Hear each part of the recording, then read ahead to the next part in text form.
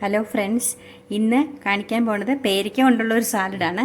അതിനായിട്ട് ഇത് ആദ്യം അരിഞ്ഞെടുക്കണം. എല്ലാവരും ദയവ് ഇത് ചാനൽ സബ്സ്ക്രൈബ് ചെയ്യണം. അരിഞ്ഞെടുക്കാം.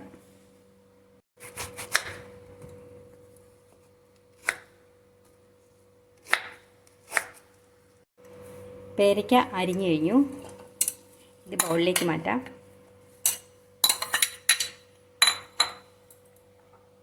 കുക്കുംബർ ചെറുതായി അരിഞ്ഞത്, കടല പുഴുങ്ങി വെച്ചത്, ഉപ്പും കുരുമുളക് പൊടി ഇട്ടിട്ടുണ്ട്, മല്ലിയില,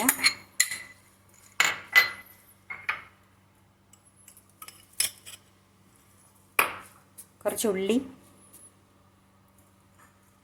പിന്നെ ഉപ്പും കുരുമുളക് പൊടി,